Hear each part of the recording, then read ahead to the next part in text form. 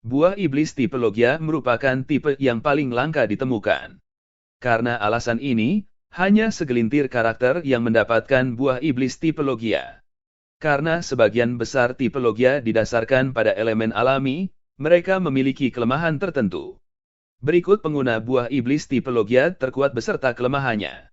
8. Enel meneror Skypiea dengan kekuatannya. Enel meledakkan Luffy dengan petir. Enel adalah antagonis utama dari arc Skypiea. Dia melakukan perjalanan ke pulau itu setelah menghancurkan tanah airnya. Enel didampingi oleh para pendetanya, yang mendukungnya dalam genosida. Dia memiliki Guro-Guro no Mi, yang memberinya kekuatan penuh atas guntur. Enel menggunakan kekuatannya untuk menghukum siapa saja yang berani mempertanyakan otoritasnya. Karena dia memiliki kendali atas elemen yang begitu kuat, serangannya sangat kuat. Enel menggabungkannya dengan haki observasinya untuk memantau semua yang terjadi di Skypiea. Oleh karena itu, penduduk asli pulau tersebut percaya bahwa Enel benar-benar dewa yang mampu membaca pikiran mereka. Enel tidak memiliki Busos Hoku Haki, itulah sebabnya dia dianggap tidak sekuat beberapa pengguna tipe Logia lainnya. Kelemahan, Goro-Goro no Mi milik Enel lemah terhadap karet, yang merupakan isolator yang baik. Tidak peduli seberapa kuat serangan yang Enel gunakan terhadap Luffy, tidak ada satupun yang berhasil. Pengamatan haki Enel memang memberinya waktu, tapi pada akhirnya, itu hanya menunda kekalahannya yang tak terhindarkan. Jika Enel memiliki armamen haki maka mungkin saja hasilnya akan berbeda. 7. Crocodile. Crocodile adalah anggota Cross Guild, yang dianggap sebagai musuh terbesar marinir. Organisasi ini muncul setelah sistem Shichibukai dihapuskan. Crocodile memakan buah iblis Suna no Mi, yang memberinya kekuatan atas pasir. Kelemahan buaya adalah cairan. Di arc Alabasta, penggemar melihat bagaimana Luffy mampu melukai bajak laut berpengalaman dengan menggunakan air. Dalam pertarungan terakhir mereka, Luffy menggunakan darahnya sendiri untuk melewati kekuatan pasir buaya. Hal ini merupakan kelemahan yang sangat besar bagi seorang bajak laut, apalagi mengingat mereka menghabiskan sebagian besar waktunya di laut. Untungnya, Crocodile bisa menggunakan dua jenis haki, jadi dia bisa membatasi damage sampai batas tertentu.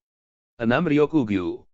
Laksamana Ryokugyu memakan buah iblis Mori Mori no Mi. Ryokugyu bergabung dengan marinir setelah para Mountuar. Ia dipilih melalui rancangan militer dunia untuk menjadi salah satu dari dua laksamana baru.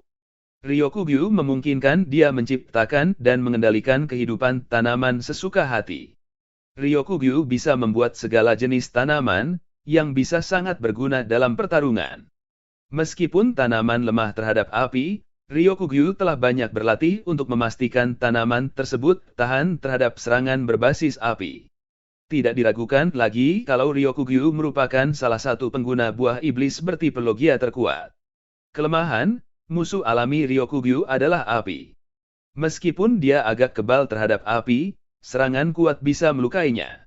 Jika dia berpapasan dengan pengguna Mera-Mera no Mi, Ryokugyu sama sekali tidak memiliki peluang untuk menang. 5. Sabo. Seberapa kuat Sabo? Sabo adalah kepala staf tentara revolusioner. Meskipun masih sangat muda, dia dihormati oleh semua orang. Sabo naik pangkat tanpa buah iblis, tapi dia akhirnya mendapatkannya di arc Dressrosa, di mana dia memakan Mera-Mera no Mi, yang awalnya milik Aegis. Kelemahan, Mera-Mera no Mi milik Sabo kalah dengan Magu-Magu no Mi milik Akainu. Karena magma lebih panas dari api, Sabo akan berada pada posisi yang sangat dirugikan saat melawan Akainu dan juga kemungkinan lemah terhadap es milik Kuzan. 4. Kuzan. Kuzan meninggalkan angkatan laut setelah kalah dalam pertarungan melawan Akainu. Mungkin saja dia tidak bisa membayangkan bekerja di bawah Akainu, jadi dia memutuskan lebih baik pergi. Kuzan memiliki Hie-Hie no Mi, yang memungkinkan dia memanipulasi es.